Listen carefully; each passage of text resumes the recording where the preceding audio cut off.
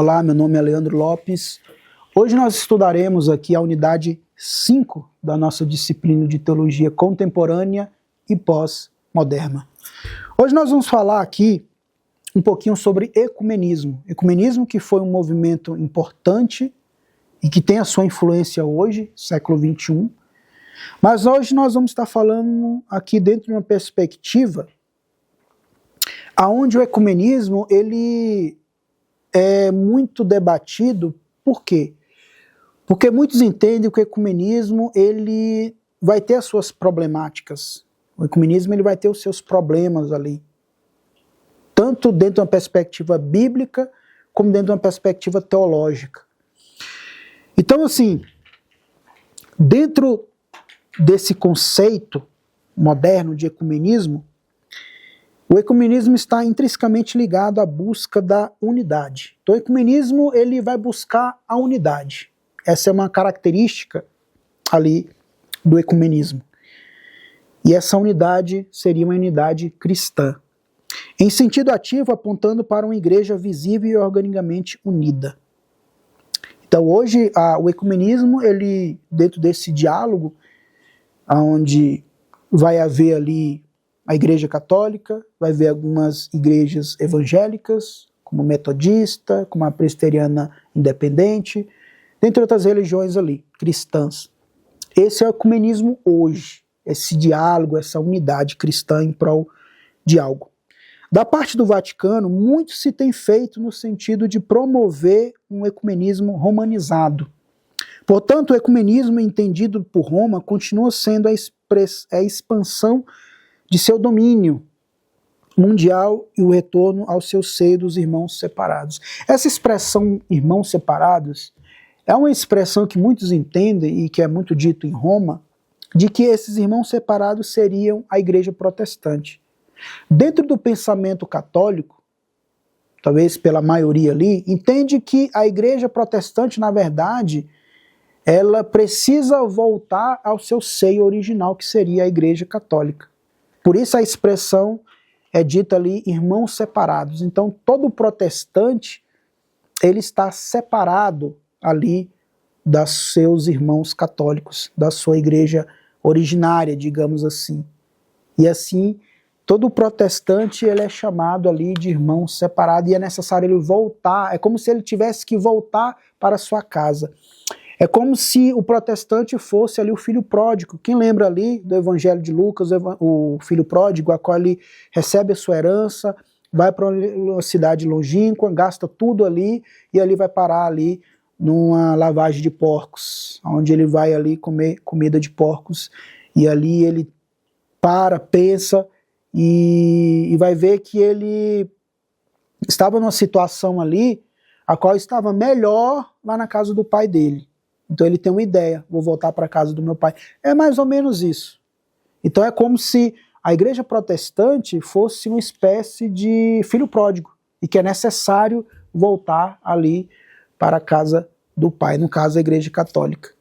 Então quando vocês verem essa expressão irmãos separados, vocês vão entender que está algo relacionado àqueles que talvez um dia foram católicos, por exemplo, que hoje são protestantes. Então, dentro desse sincretismo, essa palavra define união de crenças em conflitos, especialmente crenças religiosas. Quando a gente vai para a Bíblia Sagrada, a gente vai ver que o sincretismo ele não deu certo. É interessante que quando a gente vê ali Deus falando com Moisés ali para que quando o povo entrasse ali na terra de Canaã, terra que mana leite e mel, Deus ele sempre se preocupou ali de dar uma advertência para que o povo não se misturasse ou desse seus filhos e filhas em casamento com aqueles povos ali ao derredor, aos cananeus especialmente. Deus ele chega a declarar que, olha, se assim acontecer de eles fazerem aliança com esses povos, darem seus filhos e filhas em casamento, eles serão laços para eles. Eles serão uma espécie de espinhos, eles vão desviar você de mim. Então veja que Deus já estava ali advertindo o povo de fazer alianças que só iam prejudicar espiritualmente a vida deles. Então assim, dentro de um ponto de vista bíblico, teológico, o sincretismo ele é problemático. ele é um problema.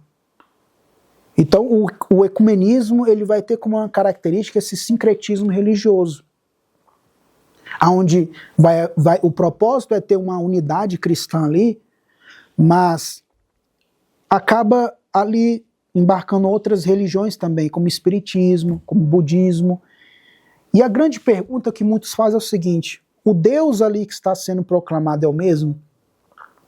Será se o Deus do espiritismo é o mesmo? Será se o Deus do hinduísmo é o mesmo? Será se o Deus ali de outra denominação ali, será se é o mesmo o Deus da Bíblia? Será? Essa é a grande problemática, esse é o grande questionamento.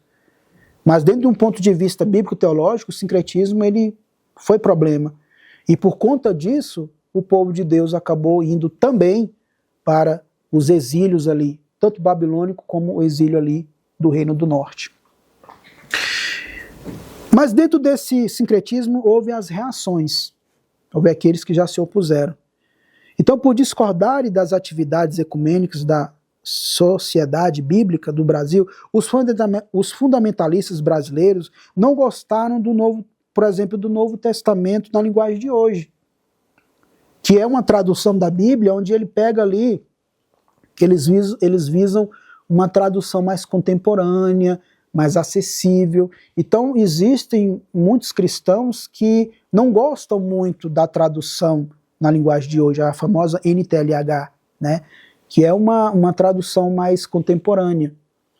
Então, para eles, o ecumenismo acabou afetando até a tradução da Bíblia, né? Então, veja, eles alegam também que houve ali uma secularização do texto sagrado. Eles entendem que houve, dentro dessa tradução, da nova tradução da linguagem de hoje, houve ali além do sincretismo ali, houve uma secularização também dentro do texto bíblico. Então nessa unidade aqui que nós estamos estudando, unidade 5, nós vimos um pouquinho a influência do ecumenismo, tanto na sua origem como nos seus dias atuais. Onde nós aprendemos aqui que das características do ecumenismo é essa unidade cristã, essa unidade onde visa a união de denominações cristãs para um propósito único.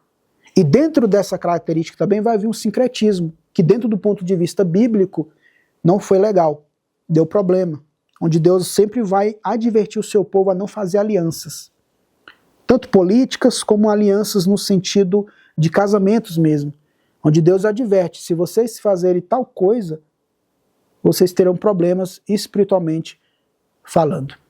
Aqui nós terminamos a unidade 5. Até a próxima.